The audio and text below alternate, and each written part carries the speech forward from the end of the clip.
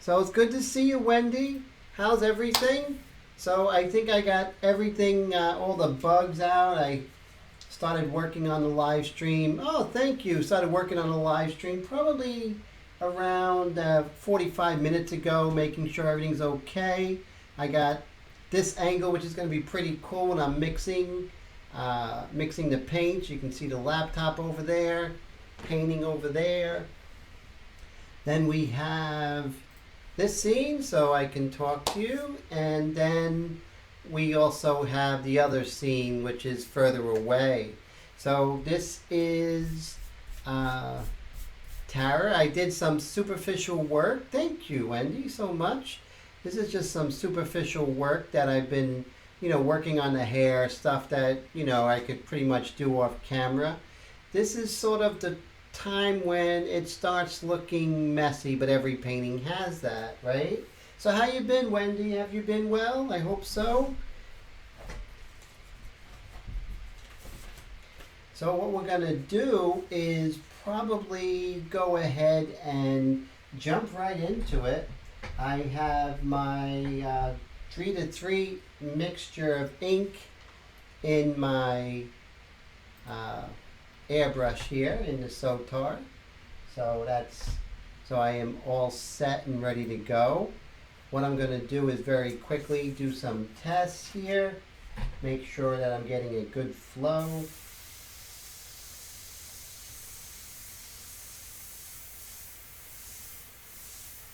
Sotar is working perfectly. Willie, how you doing? Great to see you. How was your week, Willie? So cool. We made it through another week, right? The grind.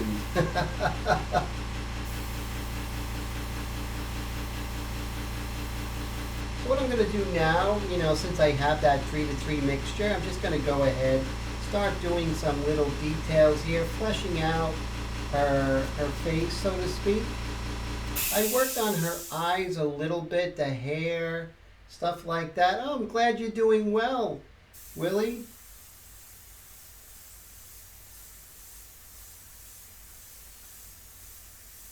Are you guys getting ready for Thanksgiving? That's next week already. Didn't that sneak up on us, huh? It snuck up on me. I think so. I wasn't prepared.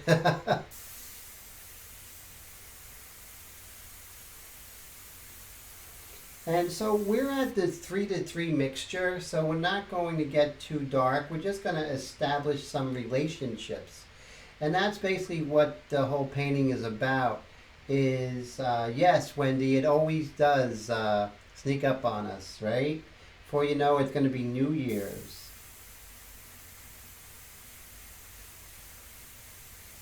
So basically, the way that I like to work and the way that I teach is to work out the whole, and then you can go ahead and get real specific. But you can't get specific without the relationships, because then what are you gauging it towards, right? I mean, are you going too light or too dark? You wouldn't know unless you have all the relationships there so you can see it on your artwork. It's one thing to look at it on the artwork, it's on the reference itself, but I think it's much better to have it on your painting, so to speak.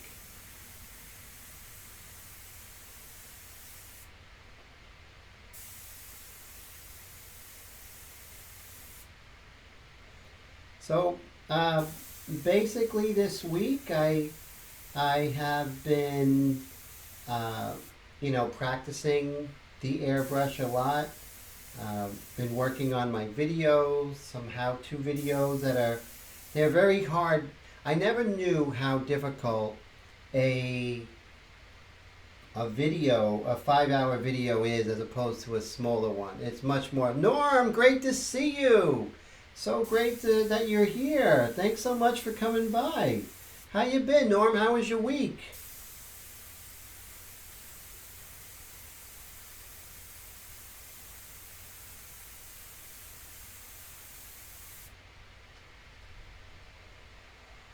So I got some good news. If you guys follow me on Facebook, you already know. However, if you don't, I did get into a show this weekend. I got into it a while ago. It is the American Artists League Grand National Exhibit. It's in New York on Fifth Avenue. It's very cool. And it's like a juried exhibition, which means that, you have to send your work in, you pay an admission, and then you get juried in. I was lucky enough to get juried into the show. And I've been in this show. It's an annual show, so I've been in this show several years. It's one of my favorite shows in the city. And I just found out yesterday, or the day before, that my painting did win a, thanks so much, guys. I appreciate that. I did win a honorable mention. So that's exciting. I mean, I'm happy. I'm always thankful if someone, recognized my work. So it's never like, oh, I wish I got this award or that award. Nope, I'm just happy that, it was recognized in the show. It's always an honor, right, guys? I think.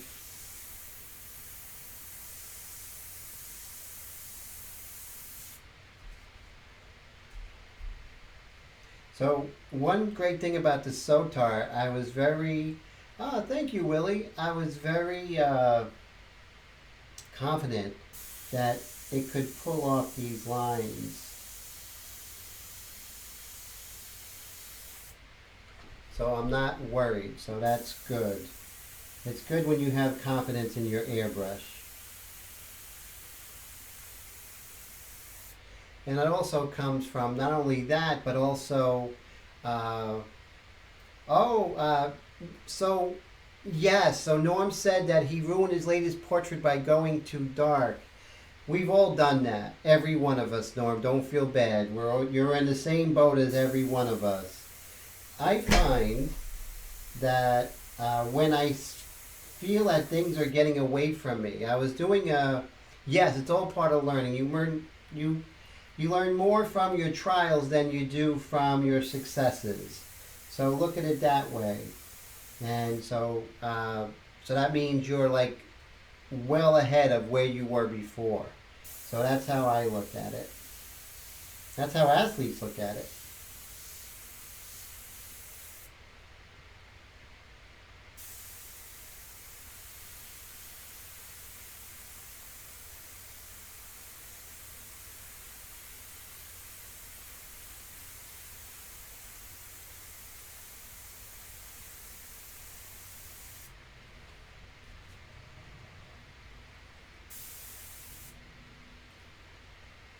And it's rough. What I do when I feel the painting is getting away from me, I'll actually dilute the ink a little bit more, because one thing that I learned, I was working on a news study this morning, and I learned that when I feel I'm not having control, that's when the ink is too dark, and I dilute it, and that really helps.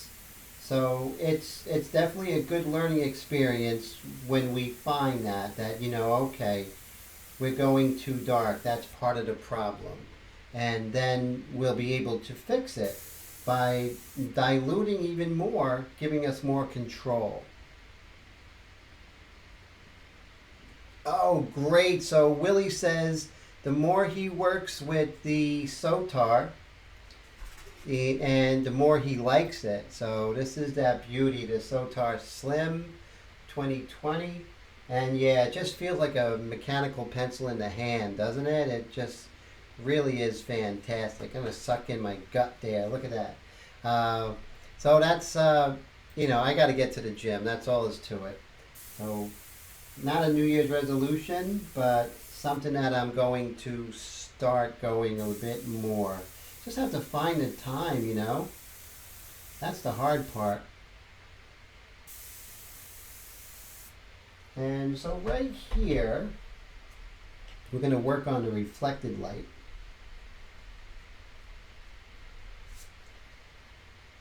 So what we're going to do is we are going to make sure that we get the reflected light correct in her chin. It'll make her look, heavier than she is, and we don't want to do that, especially when doing portraits of women. We want to always flatter them when we can. So Twisted R Racing, hey, how you doing? Great to see you. How are you? Thank you so much for stopping by. So Twisted Art Racing, are you new to our stream? And I think that's, if you are, man, welcome. This is such a great group, so many really cool people, and I think you'll really like it. And if you're not new, then I don't recognize your name. So, oh yeah, so no, Wendy, you guys are all great. You guys are fantastic. I look forward to seeing you guys all week. That's true. I really do. Wish I could talk to you guys, during the day, like in day to day. Because sometimes during the day it gets pretty, I don't know. Just want to talk about art and stuff. So, some alcohol-based ink today at the art store. Do you have any comments on this? So, alcohol-based ink. That I don't. If you could, what would be a brand name? I'm sure I used it, but I don't know it as alcohol-based per se. Norm. So Norm says he actually got some alcohol-based ink today.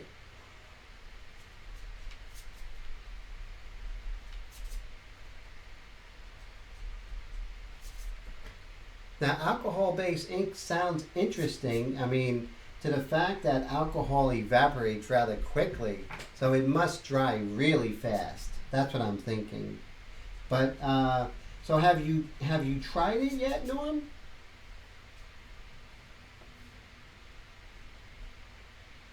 So as you can see here, I'm able to actually use the eraser to shape her lips, which is very cool. You couldn't do that if you were working with different inks. Well, the inks that I know of, FW inks would be a lot less.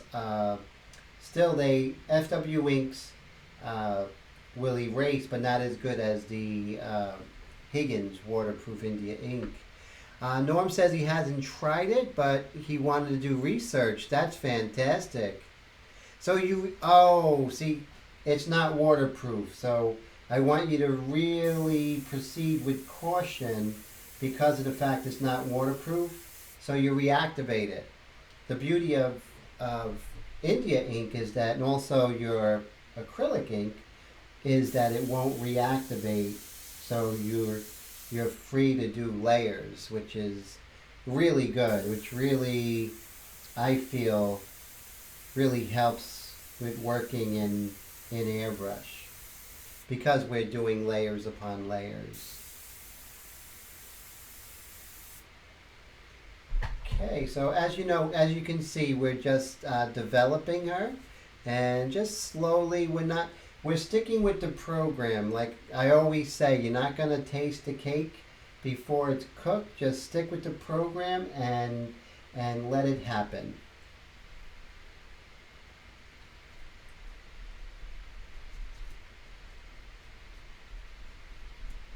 And here, so I'm kind of erasing some of the pencil lines. And also, I'm going to go ahead and put in some of the hairline of the side part of her hair.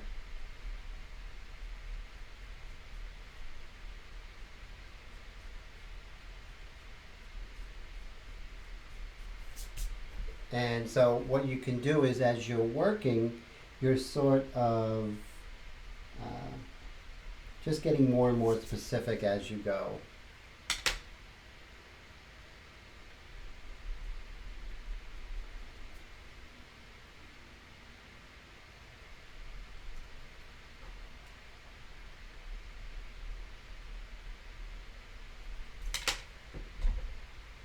And remember, the more diluted you are, the more control you're going to have. But it is going to take longer for you to get darker. So remember that. So it's a give and take.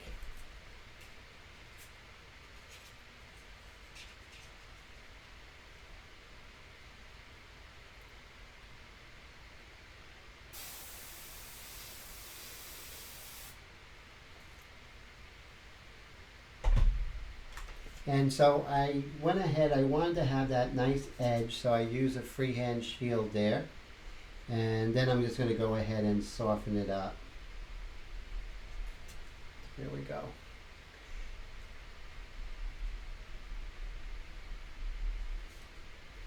So just working on her likeness slowly, slowly, not going too fast. So Twisted says that he's been airbrushing about 6 months and he's interested in anything airbrush related. I'll tell you that this Twisted is definitely the way to go if you want to learn how to use your airbrush. You want to learn how to do, values and learn how to work on air pressure and just getting used to the airbrush medium. I really feel that not being involved with color or Createx paints and mediums and all that, it just makes your job a lot easier.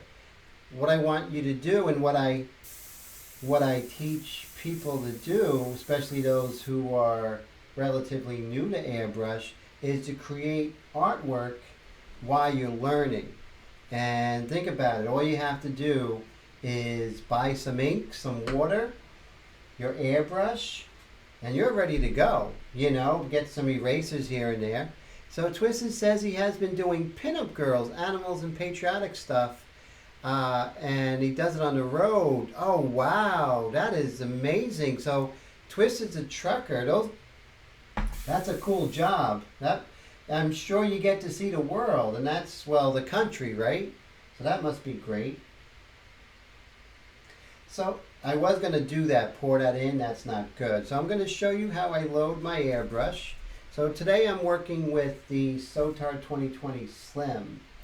So we're just going to go to right here, this camera. And what I do, since I have a very small, very small, if I went ahead and tried to pour that in, it would overflow. At most 3 drops, that's it. That's all I really could fit in there comfortably. Since I'm working on a horizontal flat surface, I have to actually tilt the airbrush. So that's why I definitely don't overfill it. But you'll actually be surprised how far 2 drops of ink goes. It really does. The Sotar is, but this will cost you $5 and that will last you 6 months. What an investment it is, let's say if you're using Createx paints or Golden or anything. I know I have Golden paints, and you're looking about $200-300. And you have all these paints, and you have to buy reducers and transparent glazes, all that. So this is a really great method, and you'll really thank me when it comes time. So Twisted says he gets to paint in a different state every day. That's amazing. So do you have a compressor in your cab? That's really cool. I definitely would love to interview you for my blog. That would be amazing. The airbrusher on the road.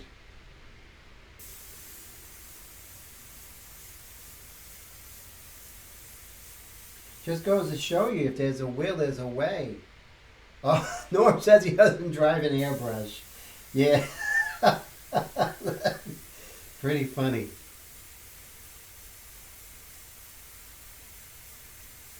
But as you can see, I'm just deepening up the shadows here, realizing that here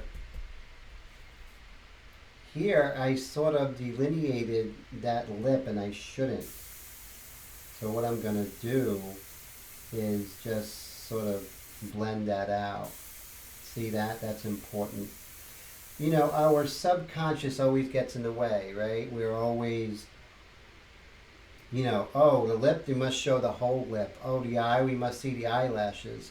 But that's really what we don't want.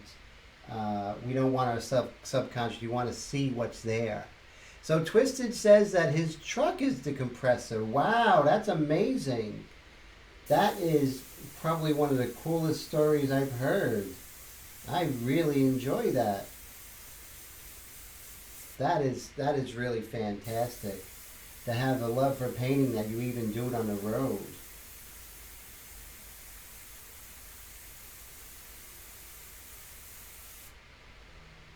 So what I want you to do when you get the opportunity is to go ahead and email me, Twisted, so I could send you, which is really cool, the ink ratio chart. Now the ink ratio chart is really important for this technique. Actually, it's sort of it's the bread and butter of this technique, actually. And what you do is from all the way from your lightest lights to your dark, you can dilute using these formulas and actually paint as you're going. And so definitely do that. So Twisted says that he has a 600 horsepower. Wow, that's great. That's really great in his truck. Unbelievable. Or his truck is that. So that is more than enough, right? As far as air pressure goes. And what I'm doing is getting rid of the delineation between this side of her lip and here. The lips sort of disappear. So you really want to watch and make sure that your subconscious is not getting in the way of your eyes. And that happens a lot. It really does. So that is really great. Are you on the road now, Twisted?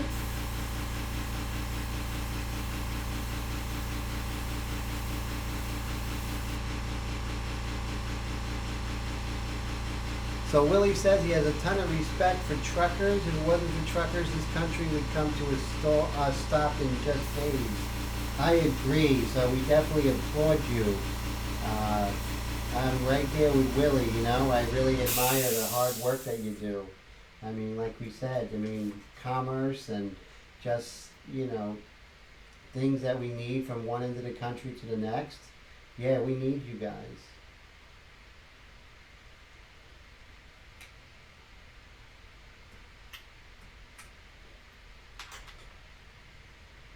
And so I have a question for you, Twisted. Since you see the whole country, what is your favorite state? The most beautiful state, I should say, from your travels. I would love to hear your thoughts. And then not only that, maybe what is your most inspiring that really makes you want to paint? Now what we want to do is we want to start working on some edges now. The sketching part is over. Now we're going to start working on some edges.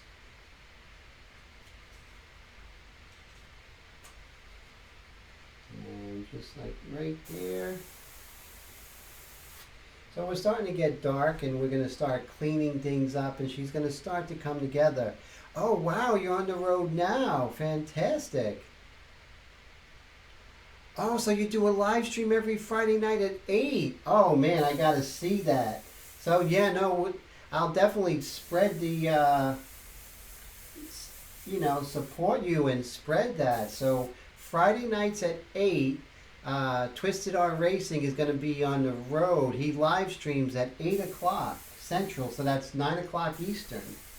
Now, that's exciting.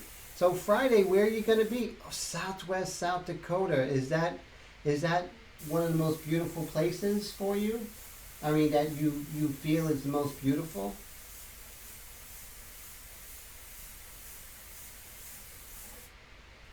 As you can see, when we're getting darker, things start cleaning up, and that's what we want to do, is just start cleaning things up, making things come together. Right here, we can see that we have more eyelid over here. And I did not get in her full eyelid. So what I like to do is maybe just go ahead with my mechanical pencil and very lightly indicate it. I always have more control. Everyone has more control with a pencil than they do with the airbrush.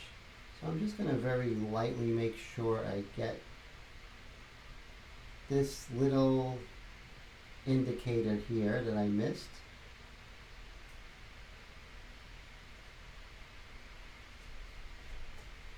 There we go. And this go a long way to get her likeness. So Twisted Art Racing says that he enjoys Southwest South Dakota. It must be real beautiful country if that's what you say, since you see most of the country, if not all of it.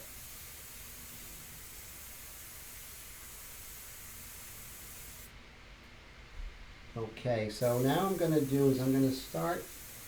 Now, everything is light because I'm still at the 3:3 ratio. 3 drops of India ink to 3 full eyedroppers of the 3-inch eyedroppers of water. So right now what I'm going to do is I'm going to indicate the value changes. It's going to be much darker as we go, but I'm just going to start indicating it. And I'm rocking that trigger back and forth because it's not only the value, but also the fact of the values that, it's broken color, so it's not one clear color. And so Twisted Art Racing says, I race lawnmowers and I'm building a new racer and wanted certain things on it. So I taught myself with a lot of help on YouTube and won Best of Show. Wow, that's amazing. Oh, wow, I definitely want to see one of your racing lawnmowers. That must be really cool. Hey, Heath, how you doing? Heath just finished a really wonderful painting. It was in color. I really loved it. Fantastic job.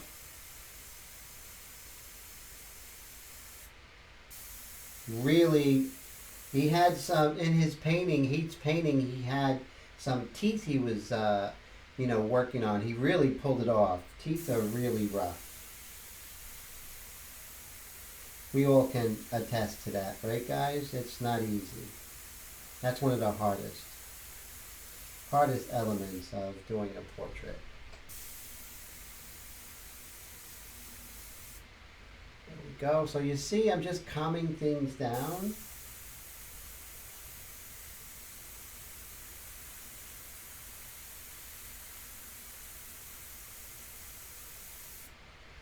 There we go. Let that dry, so I'm going to go erase that, but make sure you don't erase immediately after, because you do, the paper's wet, and when you erase, you'll pretty much mess up the paper. It'll be horrible. So that's something you really want to be weary of. So take your time, go back, you realize you have to erase, but you have plenty of time.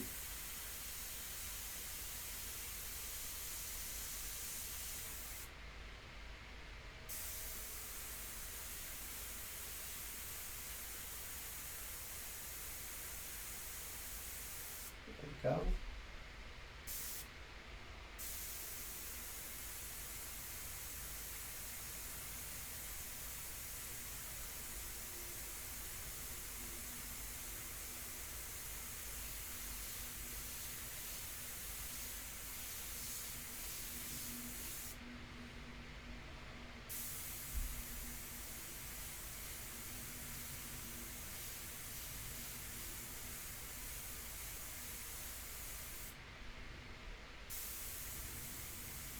Slowly Tara's coming together, but you know that it's a slow process. You take your time, There's no rush. If the painting takes a little longer to finish, so no problem. Just stick with the program. Things are going to work out. As long as you stick with the program, you don't get emotional. You don't say, oh my God, it's not coming out, let me fix everything. You can't fix everything. You can only bring everything together at the same time. Oh, let me go ahead and put my email up here. Let's see. So my email is paintedglyphs@gmail.com. If you go ahead and email me, I will go ahead and send you that. And then this way I could alert you when new videos come out, new live streams. And so that would be cool. You could be part of our community sometimes. Thanks, Wendy, so much for putting that up. And you know, you can be part of the community. You know, sometimes I do these impromptu live streams, so that would be cool. And I also alert you to my blog, which is going to be called, you know, the Ink Tank, which I'll give some, you know, tips and articles about airbrushing, about you guys, things that help inspire us. So he says he finally got his Sotar back from Badger. It had a faulty air valve. Oh, great. So when do you think you're going to give it a go? It's maiden voyage after it was fixed. Now, did they replace the air valve or give you a new one?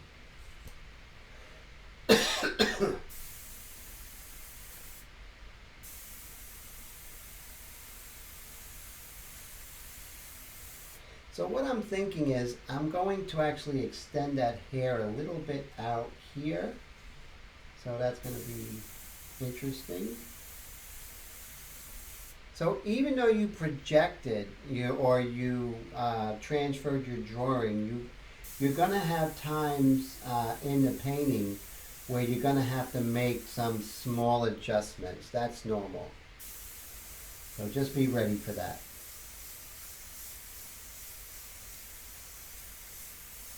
One thing about the Sotar, when you hear it's next to the end, please make sure that you don't do that last bit of ink at the very end. That would not be good, because a lot of times it could spurt.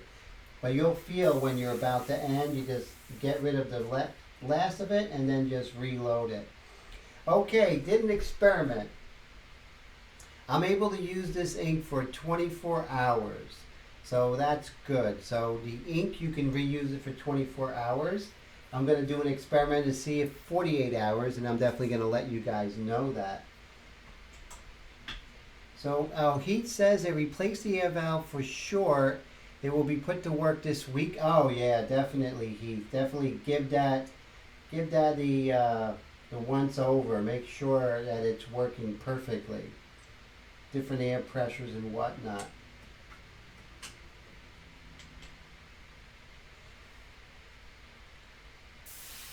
Yeah, so this is the Sotar 2020 Slim. It's fast becoming my favorite airbrush. Now, I'm not saying I don't use Iwata still, and I don't love my, my Highline series, and I don't love my... I get mad at the Custom Micron because it's so finicky, but it's still a lovable camera, It's still amazing. So don't get me wrong, but I'll tell you that my Sotar has become my favorite airbrush. And that's saying a lot because I have quite a few. See how I use that freehand shield to get that edge? Not only edge, but also you don't want to be going like this. If you go and you put a freehand shield, you can pretty much set up an even more realistic tone. You see that? So it's not like you have to... You see, one of the things that things don't look realistic is when you sort of do a tone around the eye when it's really going this way with the skin. Oh, great. I'm going to go ahead and send you that right away as soon as the live stream's over. We'll get that out to you. Thank you so much, Twisted. So that's fantastic. And you, like always, I tell everyone, you have any questions about this technique, just shoot me an email. I'm more than happy to help you out. Definitely. So as you can see, now remember when I was working on the lips, I said I'm going to come back to it. Patience, right? Because I had to wait till that dry before I went ahead and erased. So you know, those who have seen other live streams of mine know that, you know, it's just a process, sticking with the process and knowing that, you know, it's going to work out as long as we stay patient. See, there's an uneven value there. So what my job is to get rid of that uneven value. And you can do that by lightly using the eraser. But I'm light because this is paper. It's not canvas, it's not wood, it's not metal. So we have to treat it, we have to baby it, right? We really have to make sure we don't hurt it. And we treat it well, it's going to treat us well. So that's one of the things about this technique. As long as you don't forget that you're working with paper, you're going to be okay. As soon as you forget you're working with paper, that's when things get weird. And that's when you're going to pay, because it's going to be horrible.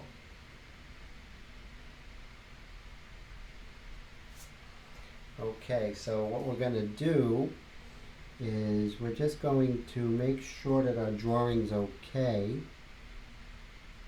And I do see that this line comes out, leans a little bit more this way. And that's going to help us with our realism.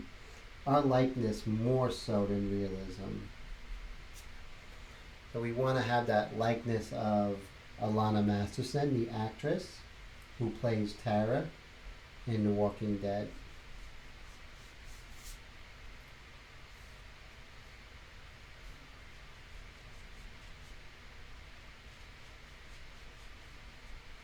So you see the reflected light sort of picks up over there, and we kind of lose it over here.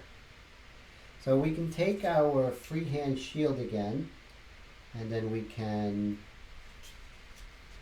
make sure we get that beautiful hard edge.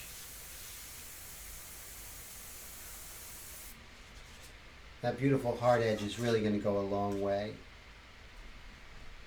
And so if anyone else is out there, go ahead and email me, paintedglyphs@gmail.com.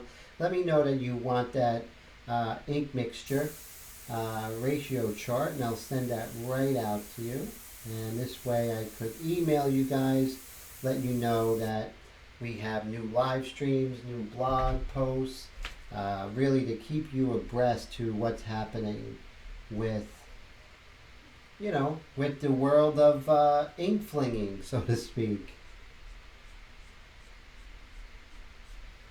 Okay, so you see right now it's just working. Now I'm still at the initial mixture of 3 to 3.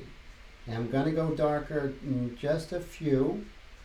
And then, but I just want to make sure that I am okay with the values and the value relationships.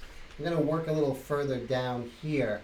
Norm says, with your technique after you're done, would it be possible to colorize the portrait with a layer of transparent colors for skin, eyes, lips? Yes, very much so. One caveat though. I actually started this because I was using the India ink as an underpainting for my pastels. And what I had found when you're doing an underpainting, which was from the grisaille, which the 19th century and also the Venetian painters used it, but the grisaille mainly was 19th century French academic painters, and they would do it about 2 values lighter. And with 2 values lighter, this way when you go over it, when you have your painting black and white 2 values lighter, when you go over with color, you're going to arrive at that value. if you have the values exactly and then you go over with color, you're actually going to darken your painting, so it's not going to be true. So yes, you can, but you have to do a little bit of planning first, Norm. So thank you. I really appreciate Twisted Art Racing said it's beautiful work. I really appreciate that. And it's still early in the game, but I'm having fun, and hopefully you guys are learning and enjoying this tutorial, I hope. I try, right? And I try to make it as a great learning experience and just like a social atmosphere. I think that's important to my live stream and my channel, as well. Painted Glyphs, Painted Glyphs 333, or Timothy John Luke Smith on YouTube, and I do come out with some. Last month, for Inktober, I did some speed paintings, which was a lot of fun, and a lot of people seemed to enjoy that, so that was cool. It's always interesting to see what people react to, right?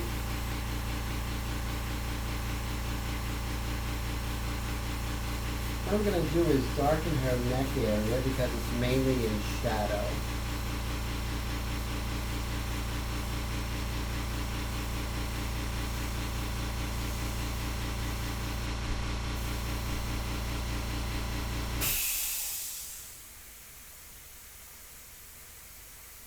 Now everything looks dark right now, but it really isn't. It's just that simultaneous contrast. As we get darker, you'll see things really lighten up in certain areas, which looks really dark is going to really be light. But this is a very gradual technique, so there's no rush.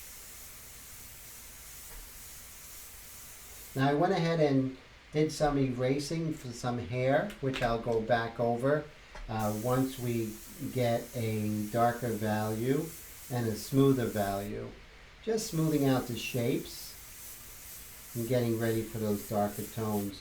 Now I did some splattering techniques around, and I'm going to go back in there as well with some splattering techniques at the very end, just to sort of bleed into it. And I know when you guys had seen, I actually made a cutout. So what I can do is just sort of bleed that in and do some really cool things, which will be fun. You're very welcome, Wendy.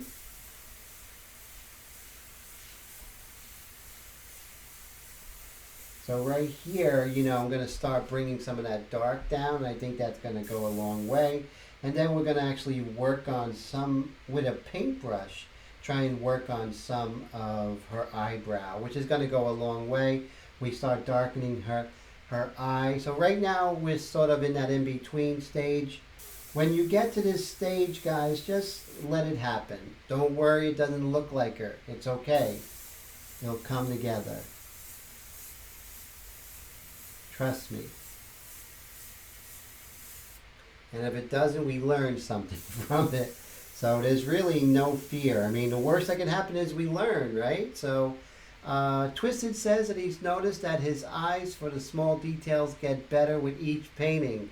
Yes, you'll find with, it's so true. I find with the airbrush that I start becoming an airbrush artist as opposed to an artist who sort of fakes it. It's sort of like a calligraphy, someone who does calligraphy. I don't know what that word is. Someone help me out. But if someone's artistic, they can fake the calligraphy writing, right? Bradley, great to see you. So everyone say hi to Bradley. Thanks so much for coming by. So you can fake calligraphy, but the ones who are true calligrapher know what angle to do, the pressure, and just the cadence. And I find, and I'm sure you guys do, the more you airbrush, the more that you're learning how to manipulate the airbrush to get the values and the strokes. So it's almost like you're doing it in a way that has flair and is most efficient. I find definitely. Jake, good to see you. Hey, Jacob. So glad you came by. So what I'm doing now is I'm just going ahead and pull down this dark value here. So see how we sort of, we aren't really balanced. So we make sure we balance everything out before we go any further. Before I go into that eye, I got to make sure that I have a balanced sort of cartoon overall value study and then go back. So over here you can see it's much darker here, but still everything's very on the light side. I want to keep that light here. It's sort of like looks like it's a necklace of some sort. I'm not sure exactly what it is.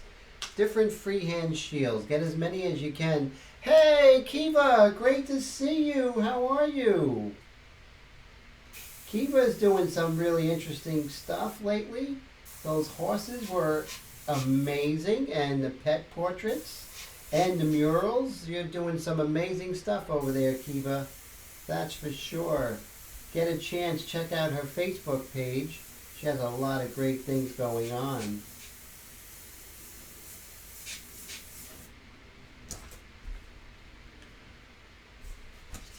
And just try and not go too crazy with detail. Just sort of move around. Paint the ensemble. Make it look like it's been painted all at one time. Even though you do stay in one area from one time to another, if you paint like that, your painting will have a unity to it, a fine art look, an old master approach.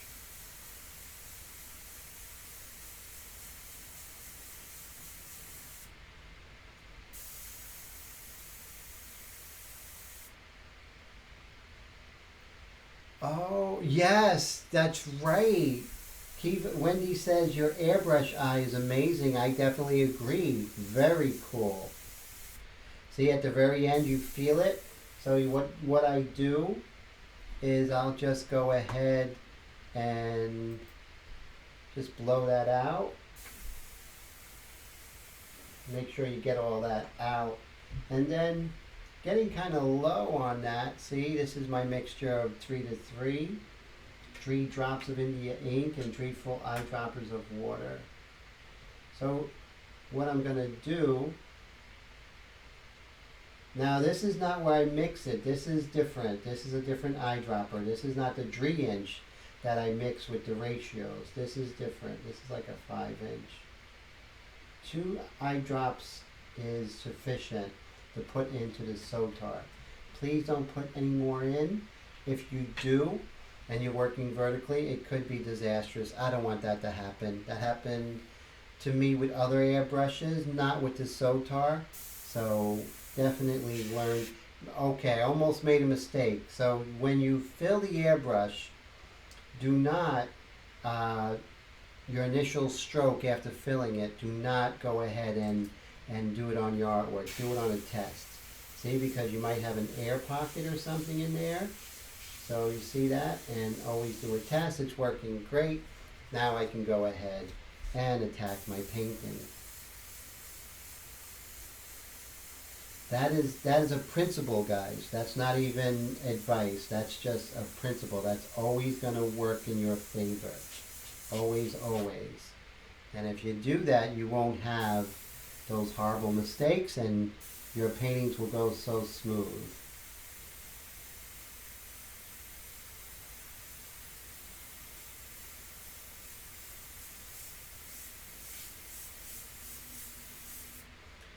So as you can see, looking here, you know, things are starting to really come together. You can see the ensemble from here to here. It looks pretty close. That's what you want. So, you know, stick with the program, the big shapes, okay? Then we go to the small shapes. So congrats on who? Uh, so who got the congrats? Is Wendy who? Or are you congrating about the show, the award I won?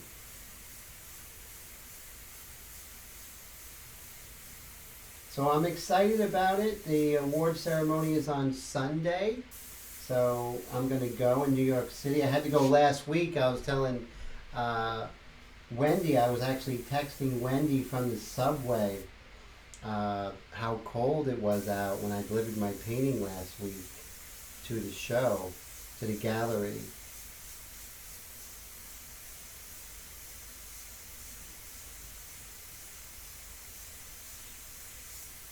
But thank you so much for the congratulations. If you're talking about the painting, I don't know if you're talking about somebody else's accolades. I'm not sure.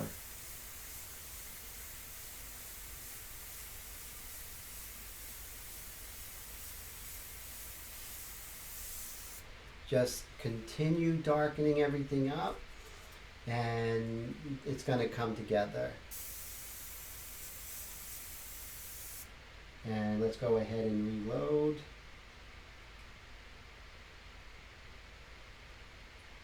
Two eyedroppers, I think 3 got in there. 3's okay, just be careful.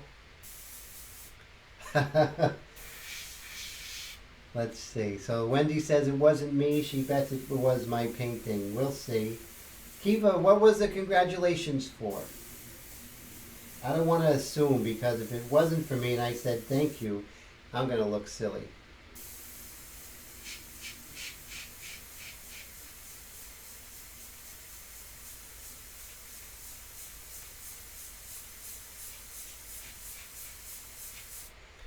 But as you can see, when we're working, slowly but surely, it comes together.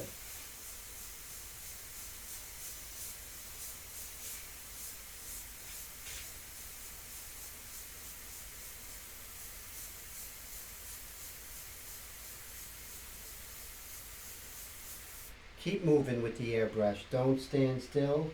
Always move when you're airbrushing. That's another good rule. Try not to stand still, or be still with the airbrush.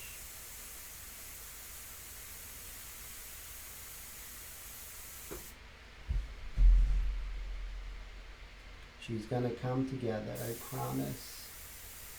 Your painting will come together.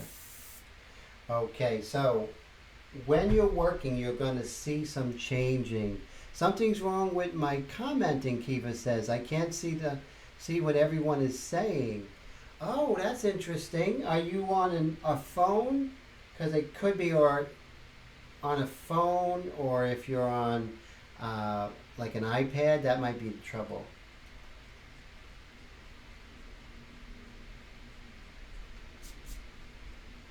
Okay, so what we're going to do, I hope that gets fixed soon. I'm so sorry about that, Kiva.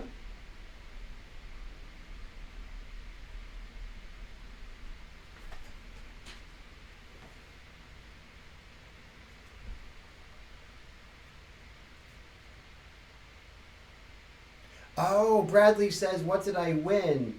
I entered a show at the American Artists Professional League 90th annual Grand National Exhibition held in New York. It's an art organization, and I entered a juried art exhibition. I got in, and then I found out that I actually won an honorable mention in the show, which is pretty cool. I'm very happy because the person who gave out the awards was actually one of the curators for the American wing at the Metropolitan Museum of Art. So that is why we get our work out there, because people can see it. That's going to be my new blog post that's probably coming out tomorrow, guys.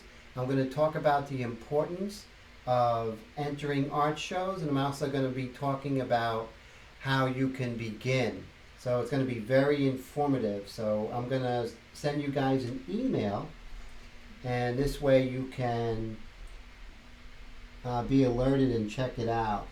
So I think that's going to be very good. I think that's something that I want everyone to do, is to start entering local art exhibitions. Uh, there's always an art club in your area, you know? So I want you to remember, if you don't enter a show, you're basically voting for someone else's painting to win. But if you enter, then you have a chance to have your work win an award. But not only that, get people to see it. Thank you so much, Bradley. I appreciate that. Uh, that is so cool. And so what I want you to do is, you guys to do, is to start entering the local art organizations. That's how I started. I entered like the Ringwood Manor Art Association, which is a local organization, Clifton Art Association in my area, and I started getting my feet wet, you know, how to enter a show, how to frame it, have it gallery wired in the back. Then, as you get good at that, then you start going regional, you know.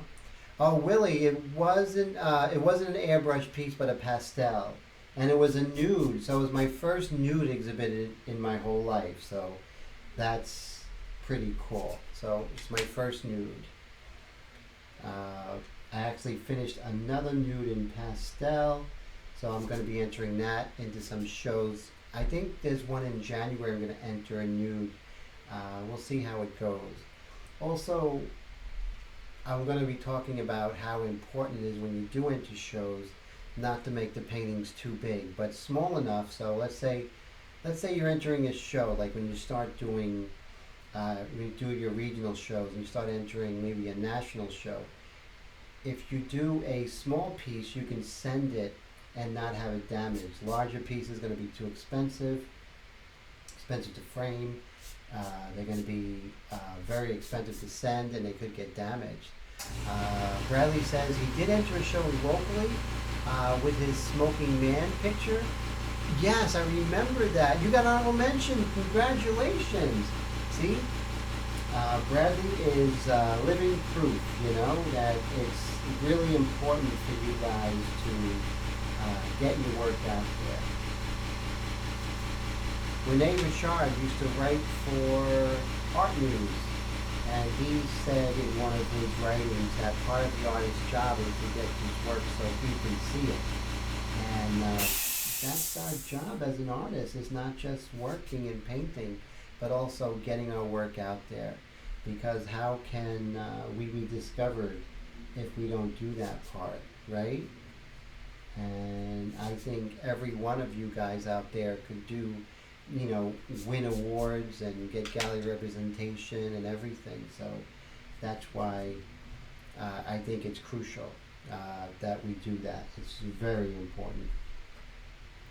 Okay, so what I'm going to do is I'm just going to start working on some of the particulars here, and I'm using my mono eraser. Very little pressure, guys. Very, very little pressure.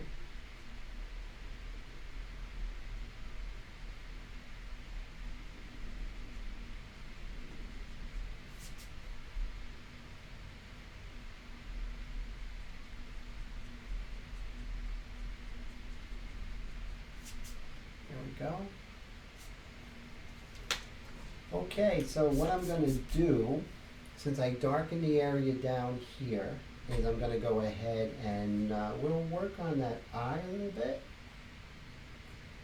Let's go ahead and refill the Sotar a little bit, a couple of drops.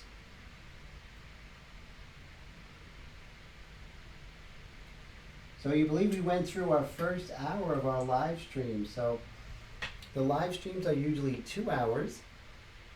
Goes by so quick, it really does. Heath says, Tim, what would be a good theme to enter into a show? Good question, Heath. I think just your best work. You know, what you love to do. One of the things you don't want to do when you enter a show, and this is, you know, I have been asked to judge shows, and I've done that. And one of the things is you don't want to do celebrities when you enter a show, because it's not going to be taken seriously. uh, I wouldn't enter this into a show because it's it's uh, it's commercial. So what I would do is I would take photos of a model, a family member, a friend, and work on that, and that would really help you. Try and be as original as possible when entering a show. You know, interesting backgrounds. Try having something to say. Those are when I actually was most successful, when I won like the huge awards, like a $1,500 award, $1,000 award. And that's another, reason to enter these shows, is that there are cash prizes.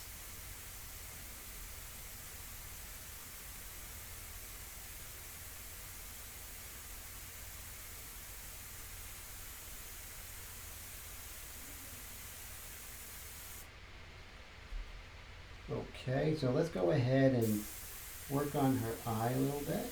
Now what I'm going to do is I want to start getting that harder edge there. There we go.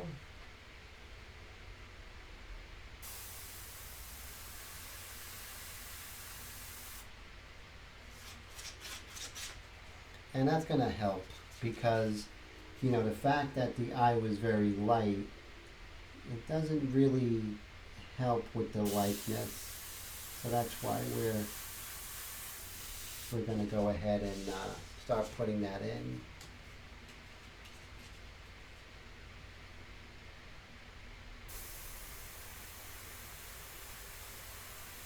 Just to get that edge right now.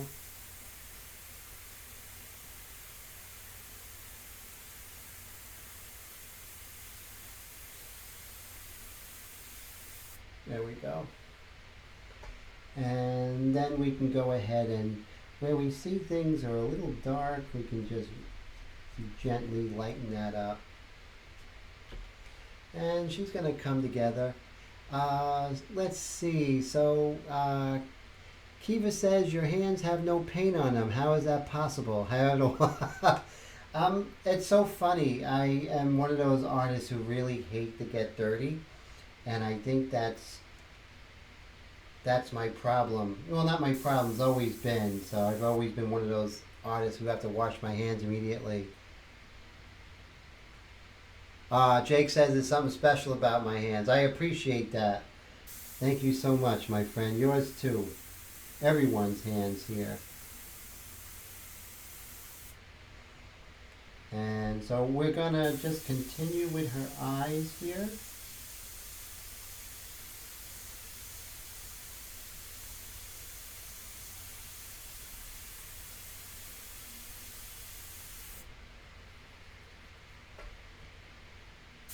And so as it's dark and then it lightens up, what I like to do is actually just go a little bit further away from the surface, and that's how I get a good blend. So that's what I mean by being more like a calligrapher as opposed to an artist who's faking calligraphy. When you really start learning the airbrush, you learn, its intricacies, right? And you learn about what it can do.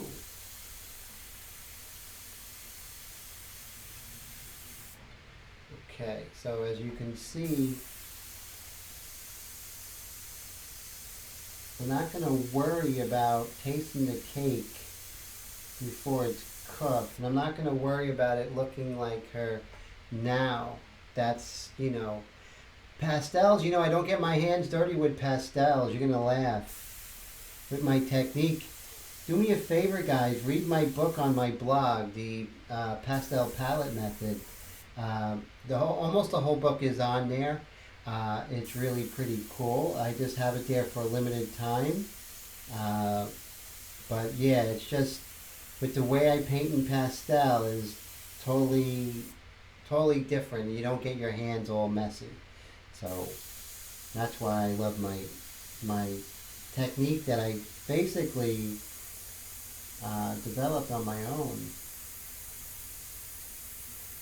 I don't like the standard way of painting pastel. I really don't. I don't enjoy that. So, more like the alla prima. The way I work is I actually work much like the way I airbrush and everything like that. Yes, you gotta definitely. The blog is, if you can read some of those posts, if you can, Kiva. I mean, I really give away a lot, and it's all, you're an oil painter, so that technique will really, you'll really see pastels in a new way, and I think that would be so beneficial for you. So check that out. Uh, Before I take it down, I'm going to take it down for a while, you know? So Tim uses ghost turds. Oh yeah, those packing peanuts, right? Those are fun, yeah. Those are good to blend. I also use things as my triangle, my foam triangles, and using foam core and the succession of using it, very important. So yeah, so check it out. Now one of the things is I read a book on how to blog a book, so that's why I'm doing that. So once I actually blogged it, it's copywritten, so no one can actually steal, uh, the way I paint and everything like that. So that's pretty reason why I have it up there for free right now. So guys, take advantage of it. And when it comes out in hardcover, I want you to buy that too.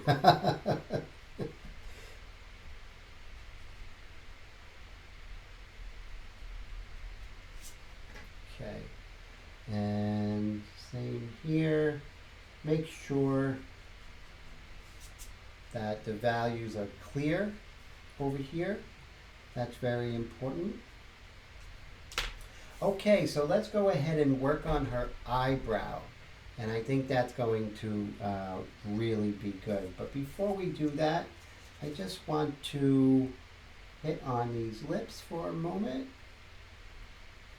Let's see.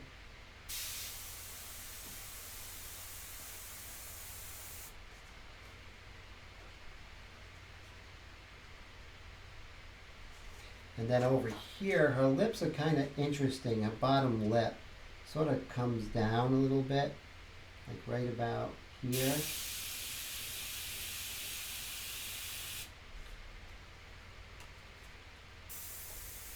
And then over here, we're going to go ahead and just do an indication of the white of her eye in the shadow. Remember, details in the shadow are like whispers. They're there, but they're very quiet. You really have to look, and you'll see them.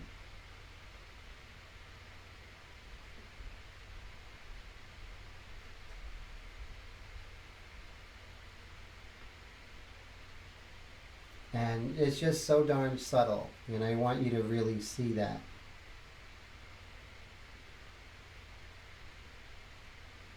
And you can just a soft indication. And it's just this really wispy, sort of dark. Is it there? Is it not there? That sort of thing. Sort of doesn't have any shape.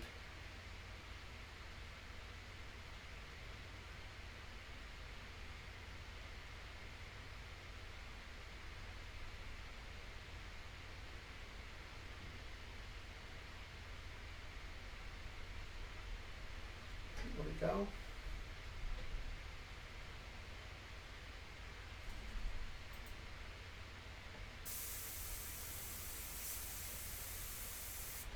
And let's fill up this sotar again.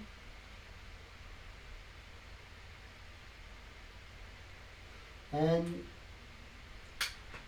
right now, as you can see, we're just about where we're going to darken the mixture.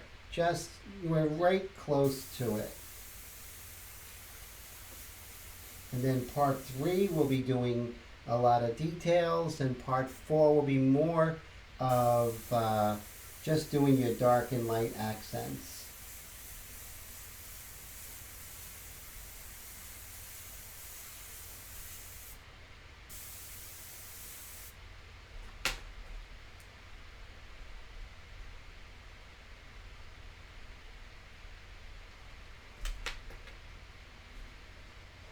And then right here, so you can see in different areas where you see that, might have gotten too dark here and there, or you can see things that don't belong. And you want to make sure that you hit those mistakes now and don't wait.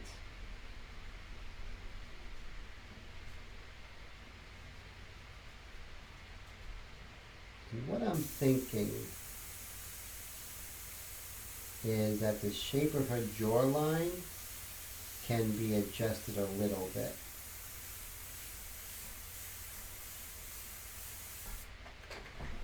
And I think that is actually what we're going to concentrate on here, is the shape of her jawline.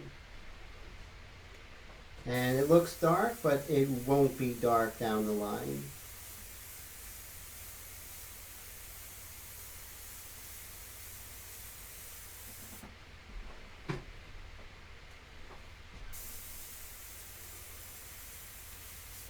And what I'm going to do is I'm going to just start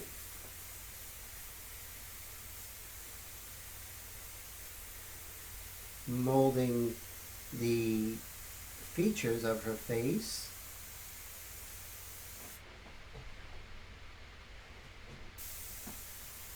And then I'm going to go into the eyebrow. I know I promised that before. I'm getting a little sidetracked. But that's part of like moving around though, guys. It's important to move around. Don't be married to one area.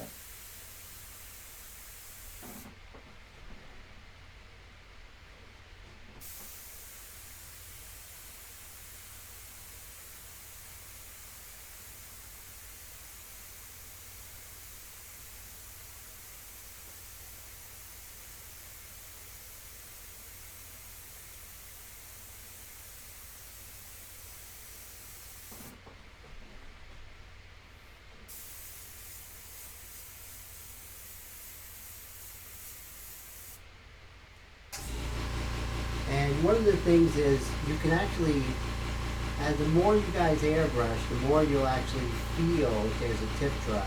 I can almost feel it, not only see it, but feel it. With India Ink, tip dry is a lot less frequent than with acrylic, a lot less.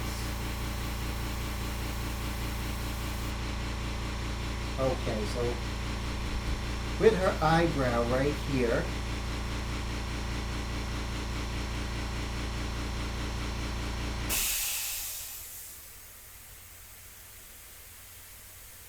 you're going to work on some of that dark areas first before we go in with the individual hairs there.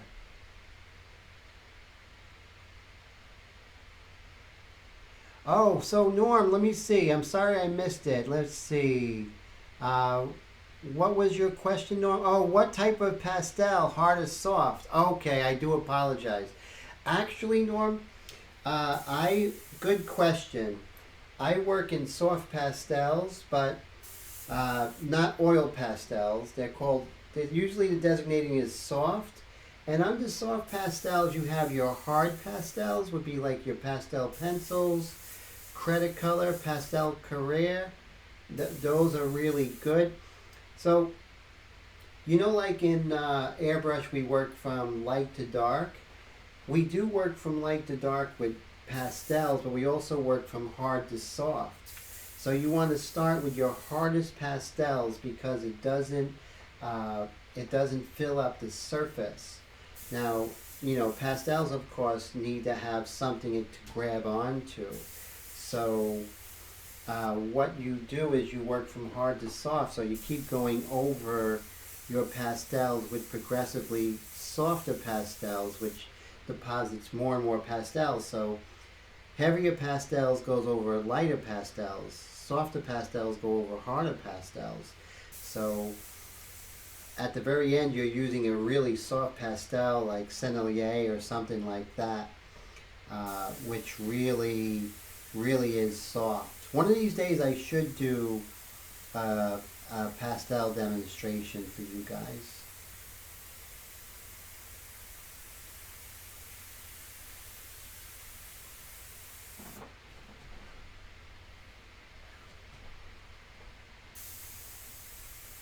I hope that answers your question, Norm. I hope so. If you have any questions, always feel free to ask. So I'm actually more well known as a pastel painter in certain circles, especially in New York, because I'm a signature member of the Pastel Society of America. I've been elected to the Degas Pastel Society, just numerous awards, and I've gotten a lot of attention from my pastel paintings.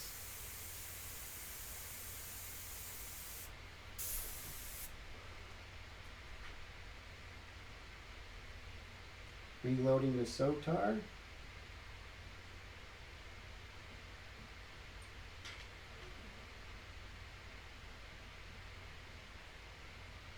Oh, great. So yeah, I definitely do. Now, on my YouTube channel, I do have a couple of pastel demonstrations.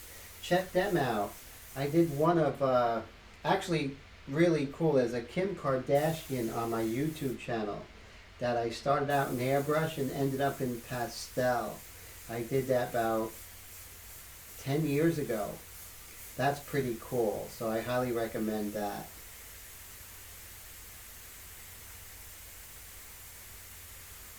So let's go ahead and work on her eyebrow here. And see this right here, the edge gets really mushy right here.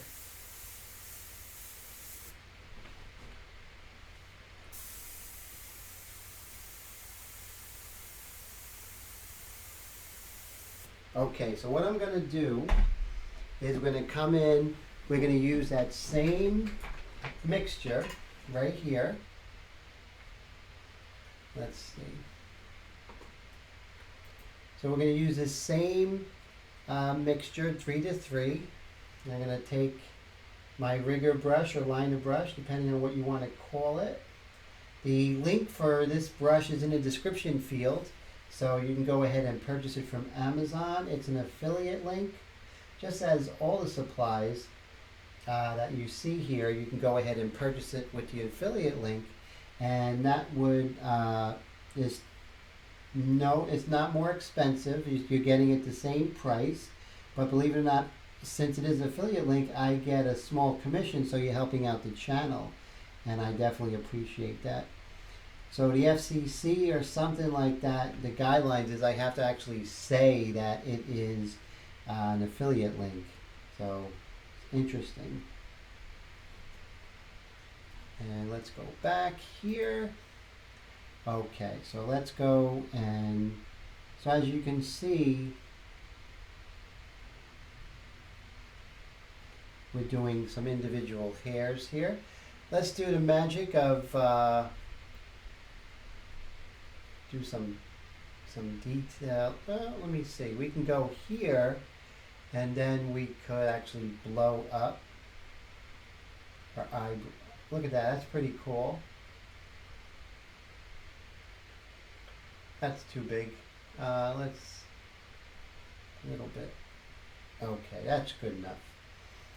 So let's see. I seem to have lost chat here. See if I can get you back.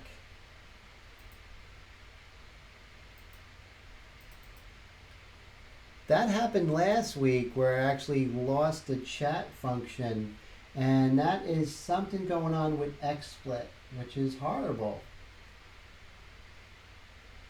Hopefully I can get you back. But as you can see,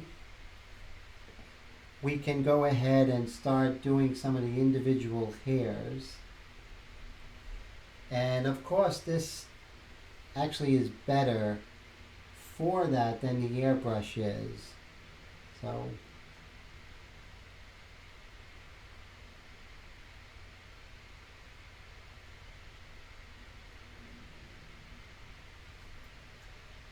then same thing here.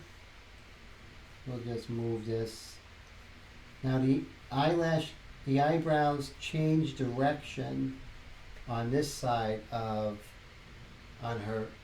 from her forehead to her side of her head. So it's interesting how if you notice, everyone, unless they draw it on, their eyebrow hairs are going to change direction.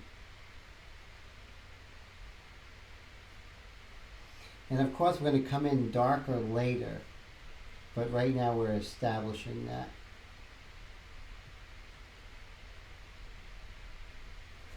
See that? We're just establishing.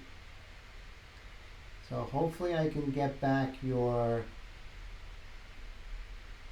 chat. I'm going to try that right now.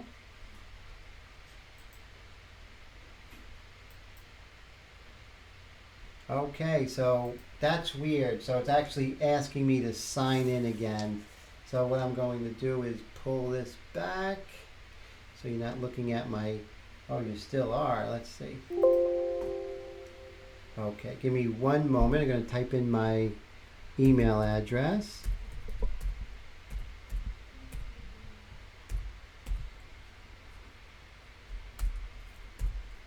glyphs@gmail.com. Go here.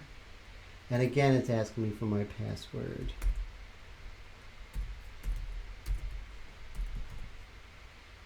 Let's see how this works. I know my password. Okay, great. Allow. So I'll see your comments again.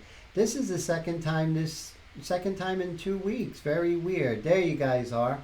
Okay, cool. So, oh yeah, the Zoom is really fantastic. I mean, that's what I love. I am going to be upgrading my live stream a little bit more, doing some really interesting stuff coming up. So definitely stay tuned. I want my live stream to be the best as far as technology wise. So that's what I'm working on. So let's go in and zoom in on her eye a little bit. Thought we're, just doing some of the fun details right now. Not too much, just a little.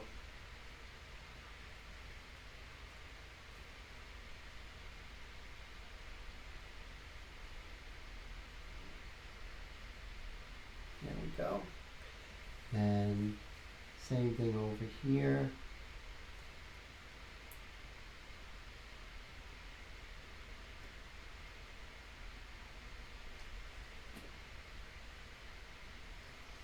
And like I said, let's not go too crazy with detail, but just sort of establish some detail.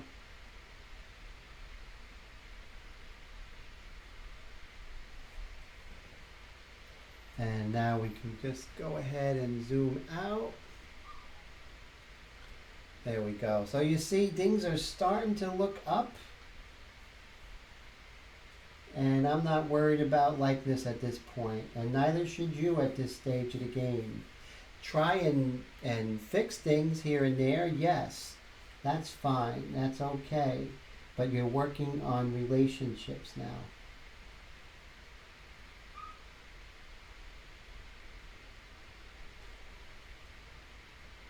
Same thing here. You can see there's a little dark.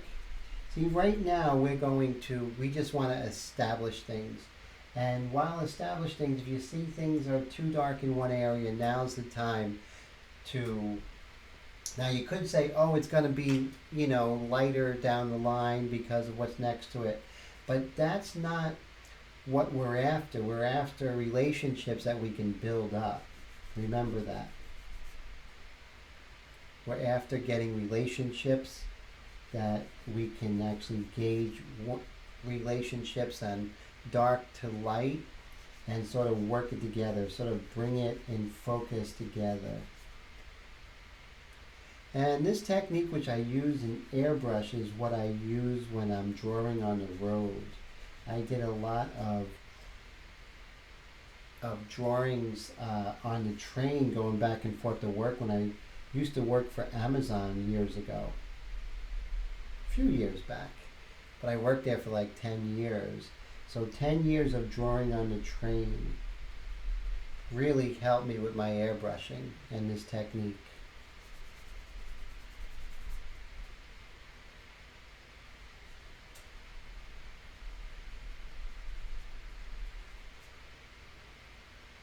And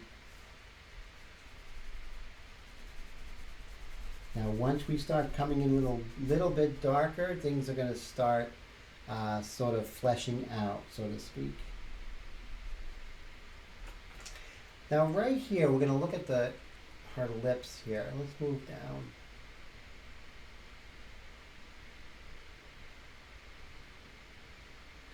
We'll move over. So what I'm thinking now is her lips come over here, and I might be missing. Now it's very, very, very nondescript here, but I think it's a little bit darker. So what I'll do is I'll establish this with the pencil, and then I'll come in with airbrush with the tone. So right here, it comes here.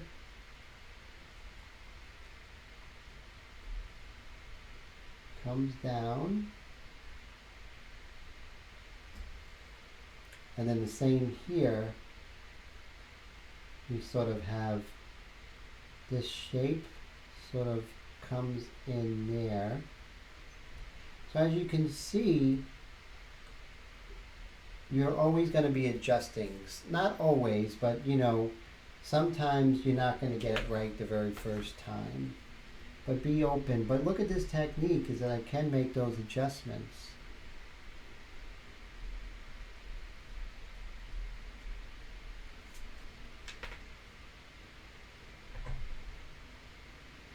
And then I can just lightly dust over it. Sort of bring that together.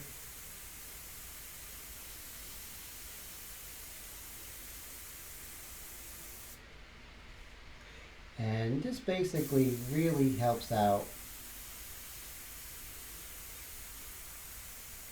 See, if you can start out with a pencil, it's fine. You don't get points for doing it first time with the airbrush. I mean, it's cool when you can do it, but sometimes, you know, frogs are best for jumping on lily pads, and you know, birds fly best, and so, you know, each tool is best for the job. Interesting here, we have sort of an edge right here, the separation from the ear to the side of her face, like that. Okay, so let's go ahead and zoom back out. There we go.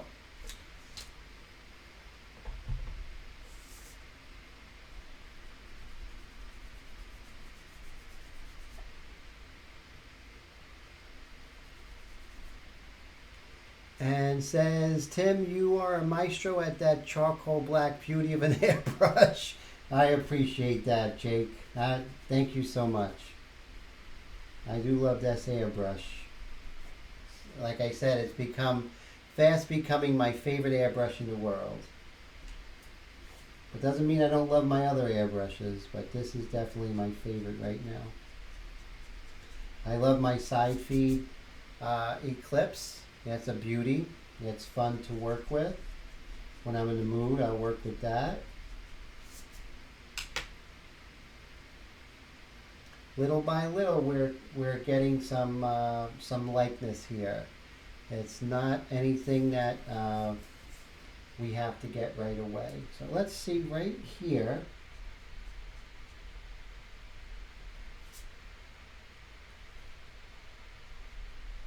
Now I see that the dark comes down further.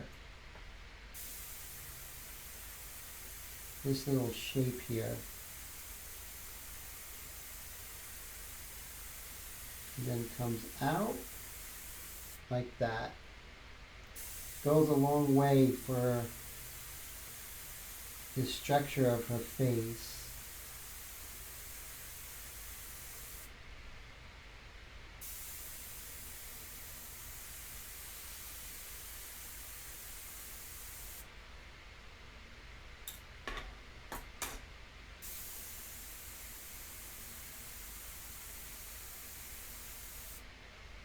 Now we haven't even gone in with the white yet. When we do that, things are really going to start looking up. But we have to be patient. We have to be patient. Now right here, we have the corner of her lip. Sort of is disconnected from this part of the lip. Like our inclination would go ahead and connect that, but they're not connected.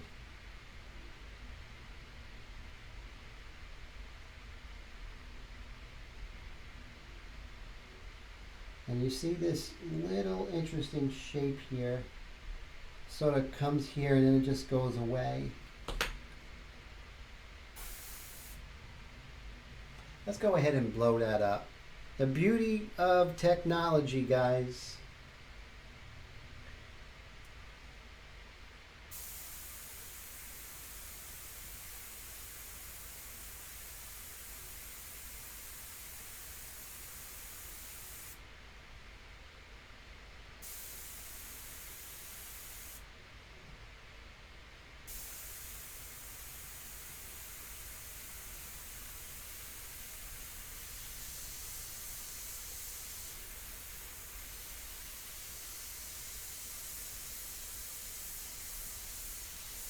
Look how this Sotar can really handle the detail in the lips there. So I definitely recommend getting the Sotar if you haven't. This airbrush is going to cost you like $105 with my discount. It's like $114, but if you use my code, you get like some unbelievable deal of like $105 for this airbrush that rivals. It literally does rival the Highline, and I like it because it, as far as against the custom micron, it's a lot more durable and reliable than the custom micron. So that's why I like it over the custom micron. Now, I'm not saying I don't love my custom micron. I do. I would be lying if I said I don't love it. I would not trade it or give it up. But there are moments when a custom micron is perfect, but for the most part, I really like the Sotar. If I had to pick one airbrush, it would be the Sotar 2020 Slim.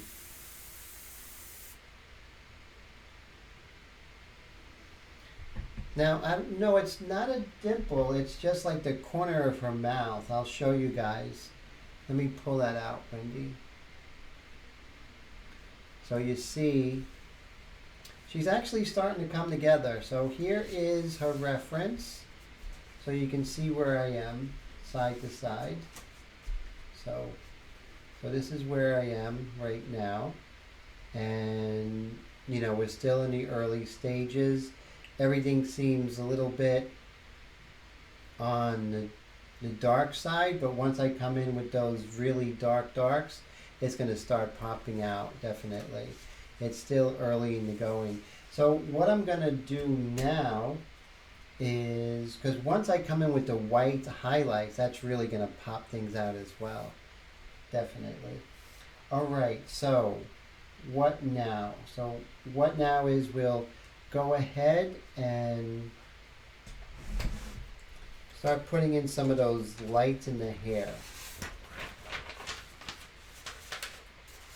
I already did before. Oh, thank you, Wendy. I appreciate that so much. We'll just go ahead and start. We're going to dust over this again, but we're going to start putting in some of those highlights in the hair.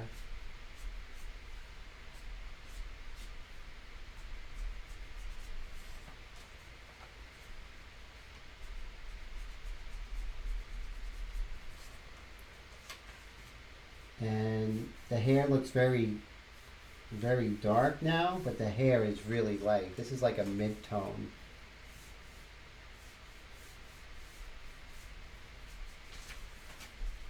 And I have the paper here, so I don't actually go ahead and get oils from my hand onto the surface, which will cause massive problems.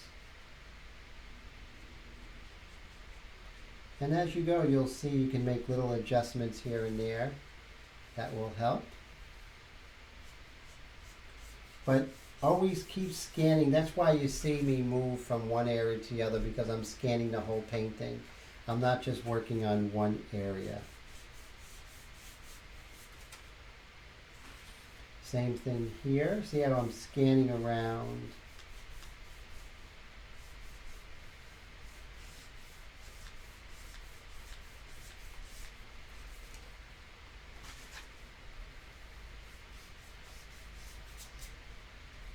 Basically what happens is the painting just sort of happens all together.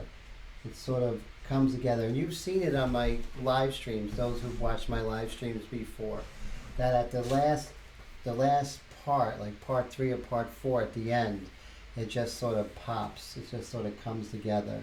It's a good feeling when the procedure and principles work, but it takes some faith. Faith in the process.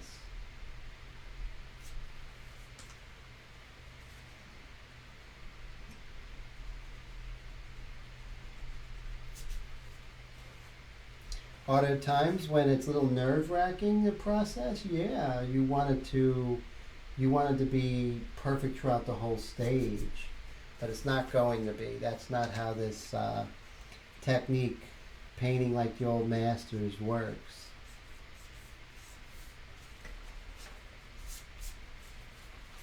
Same thing here. There's some hairs here.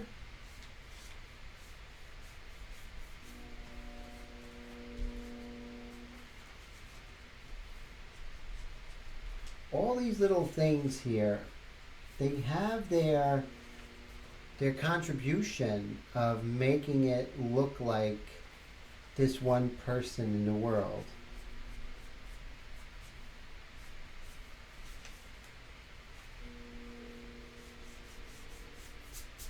Now I can come in right now and just hit this with the really dark black, and then, then I could work on this one area, but I think that is wrong. I think that sort of goes away with painting the ensemble. Norm says, is there a part that your students had problems getting right? Eyes, nose, lips, etc. Or is it different? Definitely different for each artist. I'll tell you my little pet peeves, things that I have problems with, is eyebrows. I always make eyebrows too small, and that's something I had to really work on, and I even work on them now, is for some reason I make eyebrows too small. Now as far as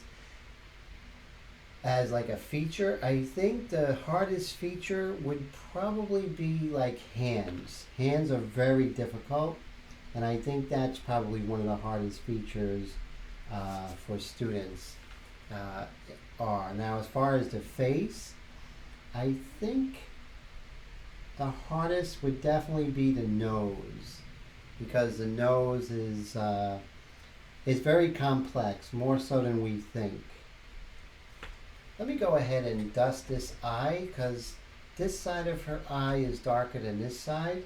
So what I'm going to do is I'm just going to dust this. See that? And that's going to help too. So you see how the eye is turning as well, right? The eye is not just this flat thing, but it's turning, and we want to make sure that we show that. So what are some of the more difficult things of painting portraits or drawing portraits for you guys? I would love to hear, if anything comes to mind.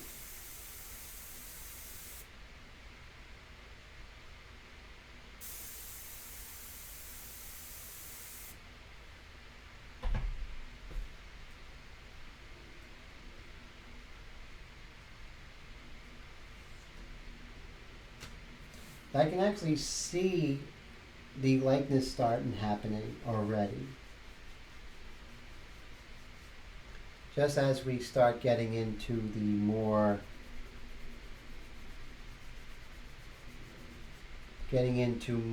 like looking at the relationships and able to react to the whole as opposed to little pieces.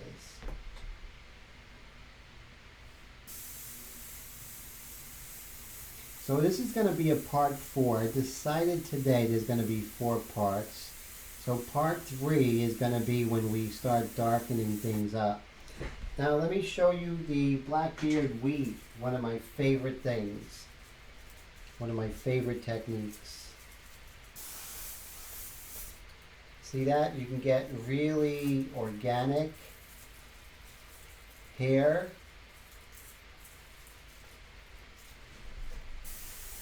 shapes. See that? That really helps. You're never going to make it look like that if you're painting out the hair. It's never going to happen. So we're almost ready for the darker values. Not quite yet, but we're getting there.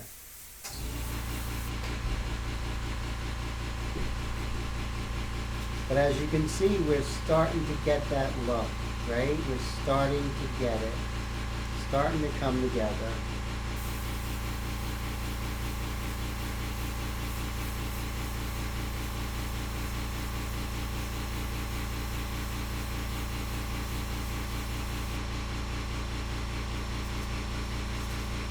Now what we can do is we can start making some hard edges around her hair.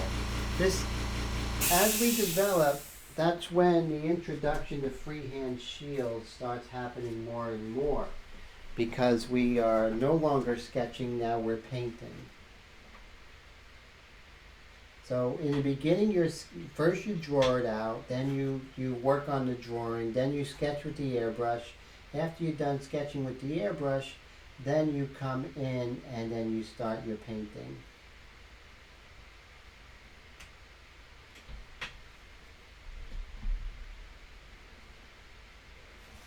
Okay, so let's go ahead and work on some nice hard edges.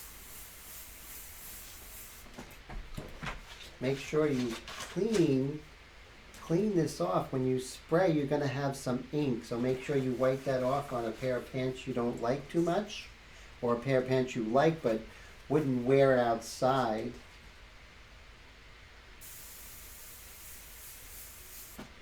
See, now we're working on just cleaning things up.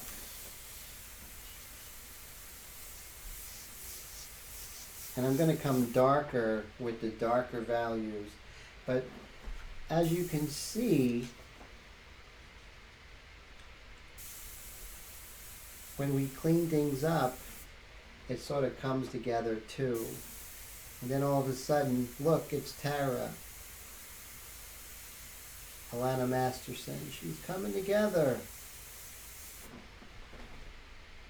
I bet a lot of you guys were like, uh-oh, I don't know, it's not looking like her.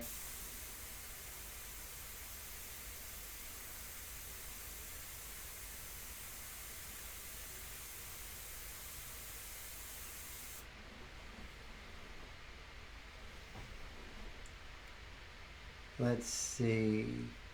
Oh, so Norm says his challenge is the lips. Wendy says all of it. Wendy, you do really good. So do you do as well, Norm, as well. Their lips are really rough. Now, he just finished doing a painting where she was smiling. He did a portrait of an actress, a woman, and really fantastic, and he pulled it off. Yeah, I find teeth are very difficult.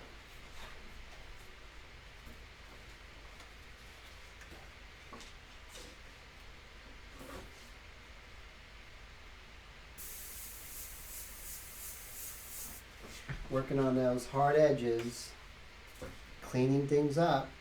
No longer sketchy, now we're painting. but we're moving around. We're not sticking in one area.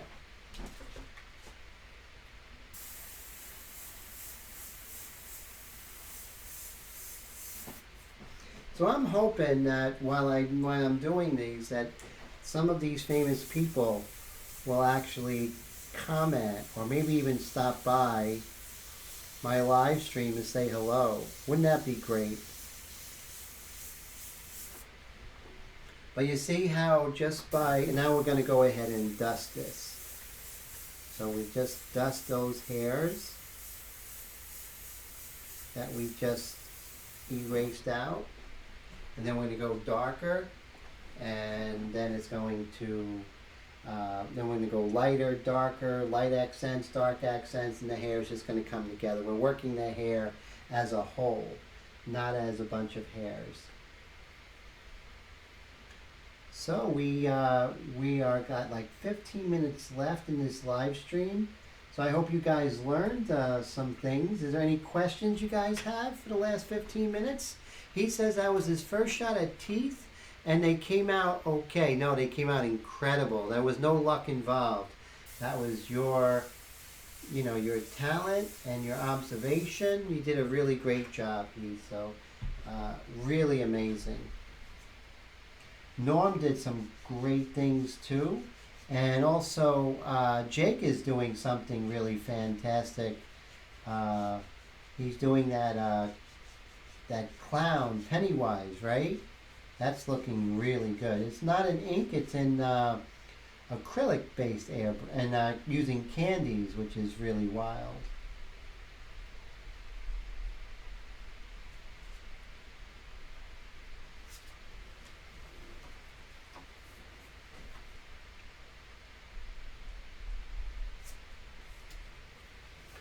Okay, so see how we're cleaning things up and things are starting to really have some shape. So we're going to go ahead and go back to my liner brush. I'm just going to work out some of the drawing here.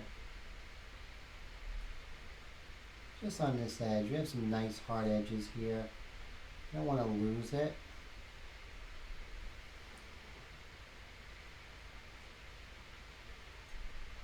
The great thing about this is like we're using ink in so many different ways because it is ink, it's not paint, and we can brush ink on, we can use crow quills, we could use ink washes. We have so much more than if someone was working with Createx paints. So much more. And we don't worry about reducing, having reducers and transparent bases and everything. We're just learning how to airbrush and having fun. Tim, all you need is one mention from Kim Kardashian and you'll have 1,000. Oh, wouldn't that be great? Make that happen, Norm. That would be great, wouldn't it? Like Kim Kardashian or Alana Masterson or just somebody to just, give a shout out to the hard work that we're doing here. And also that, we really appreciate these actors and actresses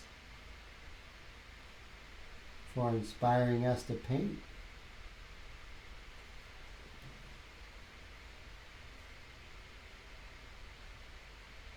One thing I love about Alana Masterson, Tara, in this show, because she's just so darn likable. She did this like little fist pump. I thought it was so cute. It was great. I am going to go ahead because it's starting to look like her. Before it was like, last week it was just in the beginning. But now that it's starting to look like her, we're getting to that likeness stage. I'm going to go ahead and tag her. If you guys can tag her on, this live stream and tag it, that would be cool if you can. That's Tara from The Walking Dead and Alana Masterson.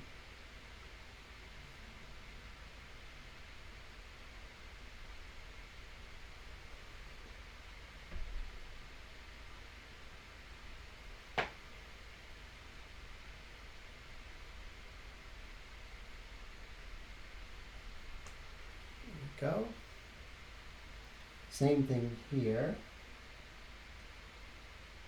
Now I am going to break out the crow quill in a little bit. Not next week, probably. These work really fantastic. Have you guys purchased one of these? These are great. They work really well with the ink.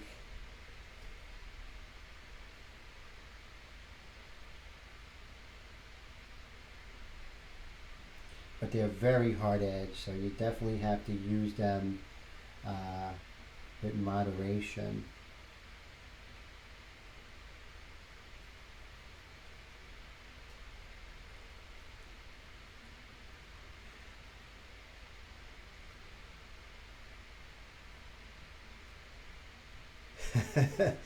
Wendy says, how do you do this magic with Twitter? That's it's not too hard. I think you just do hashtags and the person's name. I think that's how you do it, right, guys? And each person has a particular hashtag, so you have to find like Kim Kardashian's hashtag, and there'll be a lot of like fan ones that aren't exactly her, so you have to find which one's her. I think Twitter is probably where I have the least amount of presence, and that's bad because it's very influential. Uh, Jeff, how's it going? How you been? Jeff, good to see you. Thanks so much for stopping by. That is great. How you been, Jeff? Always love seeing your artwork, man. I love it. Always love seeing your work.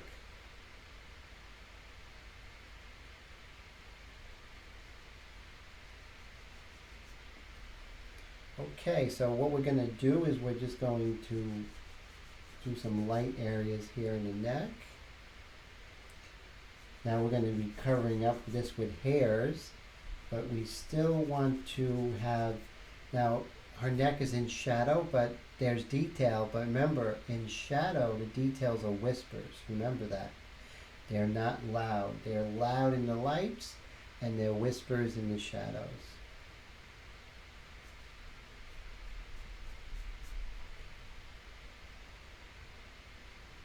But there are details nonetheless.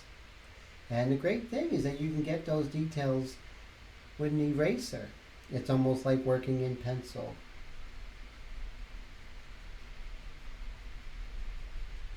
And you're dealing in values right now. You know, you're not dealing, you don't have to worry about color. You don't have to worry about transparent base and anything like that. You're just basically enjoying the airbrush, learning about the airbrush, learning about value. And you know what? This is something that could be a real mainstay. Of course, do color and learn about color, but this could be a technique that you use to do portrait commissions.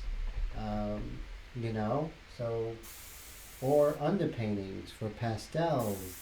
And this would be perfect for underpaintings for oil paintings. Those you oil painters out there.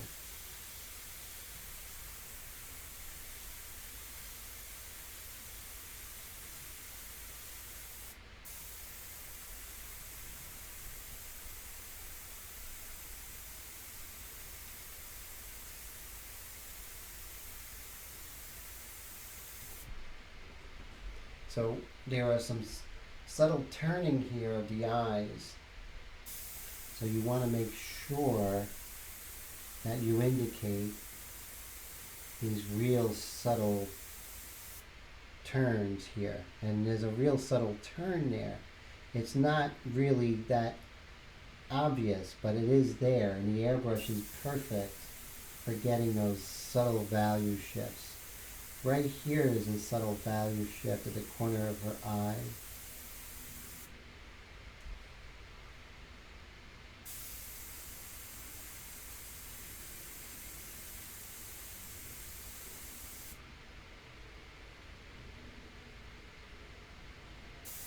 I'm really not very good at Twitter at all.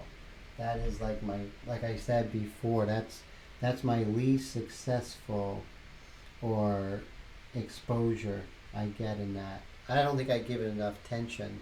I should, That's for sure.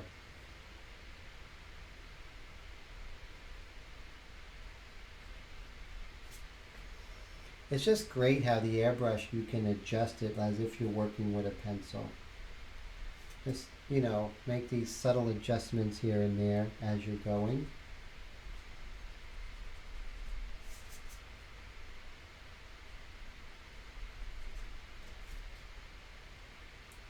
So we are getting close to the end. I am liking the way it's coming out, and it's going right on schedule. So when we come back next week, what we are going to do is right now we're at this 3:3 mixture right here. Let me darken the value here. Okay, so right now you see we're at a 3:3. So when we come back, I want to go about this dark here. See that? So when we go that way, some of these darks are really going to start popping out. Lighten that up. Some of these darks are going to start popping out, which would be really good. And then when we darken these up, we realize we can scratch in more hairs and more lights and have like a dark, a medium, and then we'll do the highlights at the end. Kiva, have a great night. It's so great to see you. Oh, so cool. Thank you so much for coming by, and thank you always for sharing your amazing artwork.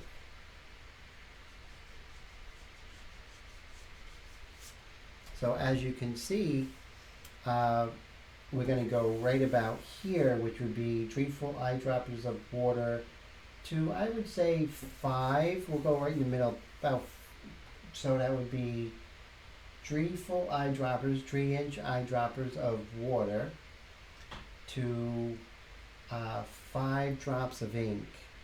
And that's going to give us a darker value, so we're going to actually progressively get dark. And as we progressively get dark, then we're actually going to go to 3 full eyedroppers of water to 8 drops of ink, which is an almost black. At that point, we're going to go ahead and begin the pastel process, which is a white pastel pencil. And what we'll do is we'll start coming in with these lights and really pull it together. And then we'll use almost black to do some dark accents. And then what I want to do is I want to do some of these splattering and have these splattering coming in to her hair, maybe down here, not on her face, but just to create that sort of the Walking Dead sort of thing. So it's going to be very exciting. So as you can see, I'll just give you a quick instance. So let's see if I was to add white, just like right here. You see what that does? That's just a preview of the technique of how it will come together. But we're not even dark, so it's not even going to pop out yet, but you can see how it will pop out as we go. So the technique works. You just have to be patient with it and work the ensemble. So when you're done, it looks like the painting was done all at once. Now I do have something to show you guys. This is something that I've been working on. It just shows you how this is that technique. So this is,